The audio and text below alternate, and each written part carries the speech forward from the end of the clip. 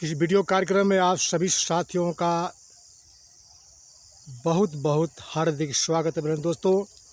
इस समय महाकुंभ पूरे देश में छाया हुआ है दोस्तों, लेकिन मेरा निवेदन है सम्मानित साथियों से, मेरा सवाल है उन भारत के धर्म गुरुओं से और भारत के जो बड़े बड़े विद्वान प्राण प्रतिष्ठा कराने वालों से दोस्तों, जिन्होंने अयोध्या से लेकर मथुरा काशी से लेकर के भारत के जितने पत्थर के मूर्तियां हैं दोस्तों, जिसमें प्राण प्रतिष्ठा डालने वाले उन धर्म गुरुओं से मेरा सवाल है दोस्तों कि महाकुंभ में सैकड़ों, कई दर्जनों, हजारों की संख्या में जिनकी मृत्यु हो गई दोस्तों, वो अपने जादू मंत्र से, जो भारत में सबसे ज़्यादा बाबा बालेश्वर जी का नाम चर्चित है दोस्तों, उनसे भी मेरा निवेदन है कि वो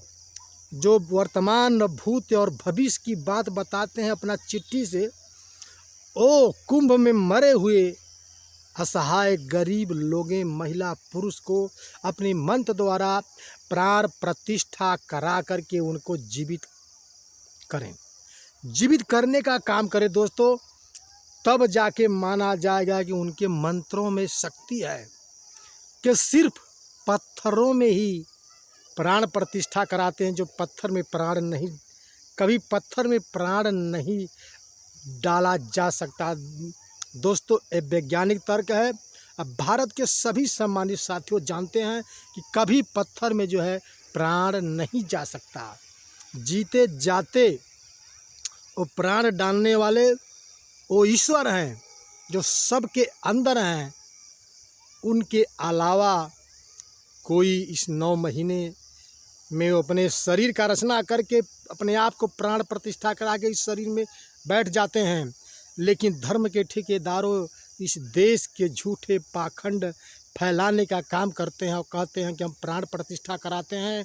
तो उन्हें असहाय लोगों का जो उन्हें महाकुंभ में बुड़की लगाकर मर गए और उनके किसी प्रकार से उनकी हत्या हो गई, क्या वो स्वर्ग चले जाएंगे? बिल्कुल नहीं जाएंगे। किसी के पैरों तर कोई दब गया, कोई बालू तर दब गया, तमाम प्रकार की उनकी मृत्यु हुई, लेकिन प्राण प्रतिष्ठा वो भारत के धर्म गुरु उनको जिला के जाने, तब ते ही उनके मंत्रों में शक्ति मानी जाएगी, नहीं तो एकदम 0% उनका दिखावापन है दोस्तों। पूरे देशवासियों को यह सवाल करना चाहिए उन धर्म गुरुओं से कि आपका वो मंत्र कहाँ गया। मान लीजिए कर किसी के पास एक ही औलाद होगा, वो तो पूरी जीवन दुख के कारण वो मर जाएगा, जीते जी मर जाएगा।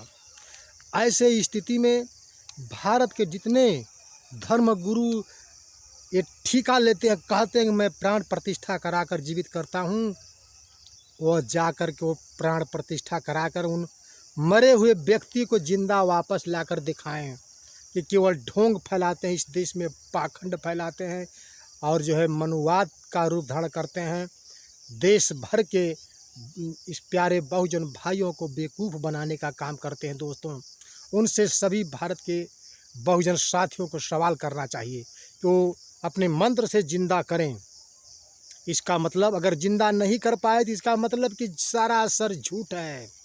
जो प्राण निकल गया वो वापस नहीं आ सकता, किसी में शक्ति नहीं है कि वापस, किसी में कोई मंत्र नहीं है वापस कर दे दोस्तों। तभी मानी जाएगी जब उन मरे हुए हजारों लोगों को जिंदा करके दिखाए कि यही लोग मरे थे, इसी गांव के थे। क्या उनके चिट्ठी में हम नहीं मिल रहा है? भूतकाल की बात नहीं मिली, वर्तमान काल की बात नहीं मिली, भविष्य काल की बात नहीं मिली। एकदम झूठे पाखंडवादियों से दूर रहें। संतों में संत महासंत रविदास जी महाराज जी क्या करते थे कि मन चंगा तो कठौती में गंगा, घर का ही जल पवित्र है। अगर तुम्हारा दिल साफ है तो घर का ही जल गंगा के समान है दोस्तों। लेकिन तुम छल कपट मोह माया से भरे हुए इस प्यारे भारतवासियों को बेवकूफ़ बनाने का काम हमेशा से करते आए हैं। क्यों कर रहे हैं? आ तो जिलाएं, आ तो कहें कि मैं सब अंधविश्वास के इस देश में फैलाने का काम करता हूं दोस्तों। इससे आप लोगों को जागना चाहिए और सतर्क होना चाहिए। और बेवकूफ़ों से दूर होना चाहिए दोस्तों। मेरी बात अच्छी लगी अपने दोस्तों मित्रों को ज़रूर शेयर करिए दोस्तों, और चैनल पर नए हैं तो ज़रूर सब्सक्राइब करिए। आपको बहुत बहुत धन्यवाद। Thank you.